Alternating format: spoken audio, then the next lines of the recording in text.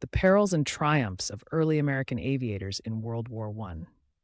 Welcome to an in-depth exploration of the harrowing experiences and technical challenges faced by early American aviators during the First World War.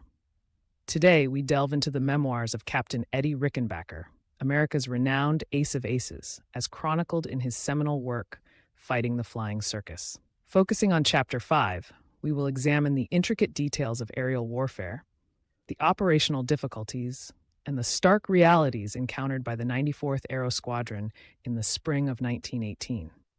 In the early months of 1918, the American Expeditionary Forces found themselves entrenched in the Vosges and Meuse regions of France, areas plagued by incessant rainfall and pervasive mud. The 94th Aero Squadron grappled not only with enemy forces, but also with an environment that tested the limits of both personnel and equipment. The relentless precipitation and dense fog frequently grounded flights, impeding reconnaissance and combat operations. Airfields transformed into quagmires, complicating takeoffs and landings, and increasing the risk of mechanical failure. Maintenance crews faced significant hurdles as the harsh conditions accelerated wear on the Newport 28 aircraft. The challenges of operating rotary engines, notably the Gnome monosoupape and Larone models, were exacerbated by the moisture and cold, affecting engine reliability and performance. The American pilots were acutely aware of the skepticism held by their British and French counterparts. The United States, having entered the war in April 1917, was still in the process of mobilizing and training its air forces. Bold proclamations from American leadership had promised the delivery of 20,000 aircraft by April 1918, a figure that ultimately proved unattainable. Consequently, American squadrons operated with a limited number of aircraft, often relying on outdated models provided by the French and British. The Newport 28 was considered obsolete by the French due to structural weaknesses, particularly in the upper wing fabric, which posed risks during high-stress maneuvers.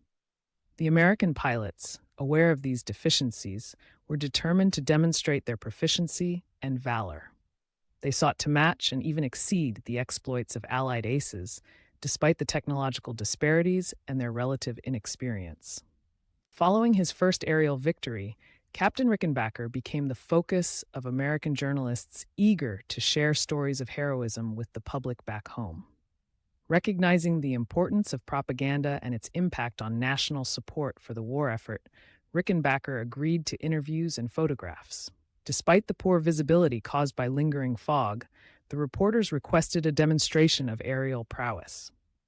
Rickenbacker, understanding the symbolic value, consented to perform aerobatic maneuvers. Executing rolls, loops, and dives at low altitudes in such conditions required exceptional skill and intimate knowledge of the Newport 28's flight characteristics. The aircraft's structural limitations posed significant risks, yet Rickenbacker's performance showcased individual skill and served as a statement of American determination and capability in aerial combat. Major Raoul Lufbery, a distinguished ace with 17 confirmed victories, served as a mentor and tactical instructor for the 94th Aero Squadron. His experience with the Lafayette Escadrille provided invaluable insights into aerial combat tactics and strategy. On May 1, 1918, a report indicated the presence of a German aircraft over Montsec, near the strategic salient of Saint-Mihiel. Recognizing an opportunity for engagement, Lufbery prepared for an immediate sortie. Captain Rickenbacker, eager to learn from the esteemed ace, volunteered to accompany him. During the return flight, Major Lufbery experienced a sudden engine failure, a critical malfunction in the context of early aviation. The rotary engine's design was prone to issues such as spark plug fouling and lubrication problems due to the castor oil used in the fuel mixture. Faced with a dead stick situation, Lufbery had to execute an immediate forced landing. Employing principles of glide ratio management and situational awareness, he selected a suitable landing site. However, the saturated terrain near Pont-à-Mousson complicated the landing procedure, causing the aircraft to overturn. This incident illustrated the inherent risks pilots faced from both enemy action and mechanical failures.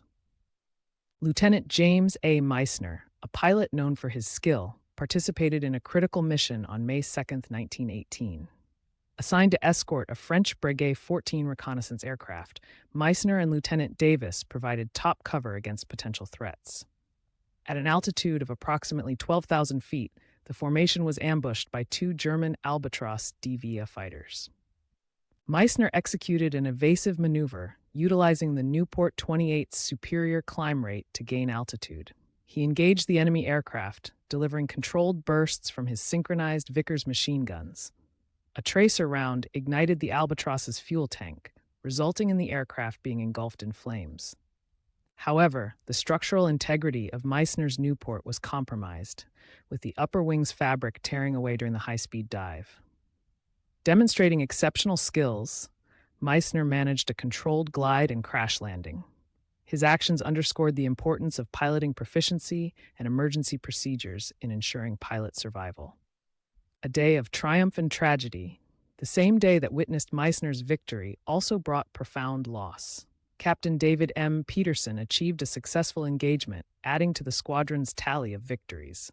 Yet, amidst these triumphs, Lieutenant Charles Charlie Chapman was reported missing in action.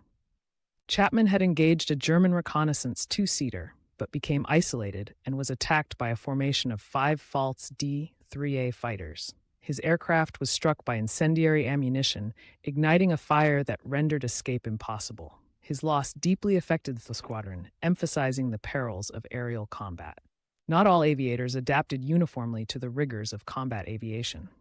Lieutenant T.S. presented a unique case in the psychological challenges faced by pilots. Openly expressing his fear of aerial combat, T.S. diverged from the normative expectations. His reluctance to engage raised concerns regarding duty performance and unit cohesion. During a mission, T.S. abandoned the formation upon encountering anti-aircraft fire, returning directly to base. This action jeopardized mission success and highlighted the necessity of addressing psychological preparedness in pilot training programs. Captain Rickenbacker's reflections provide insights into the complex interplay of courage and fear among combat aviators.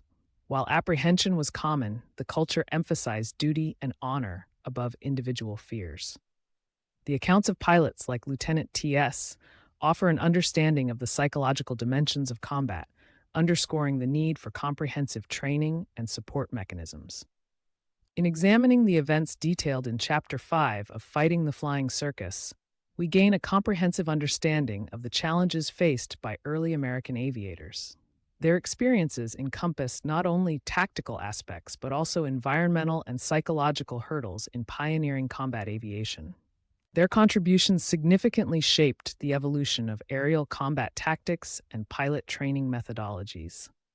The legacy of the 94th Aero Squadron and figures like Captain Eddie Rickenbacker endures as a testament to innovation and bravery in the face of adversity. As we reflect on these narratives, we honor the sacrifices made and recognize the foundational role these aviators played in advancing military aviation. Their stories continue to inspire and inform, underscoring the enduring significance of their contributions.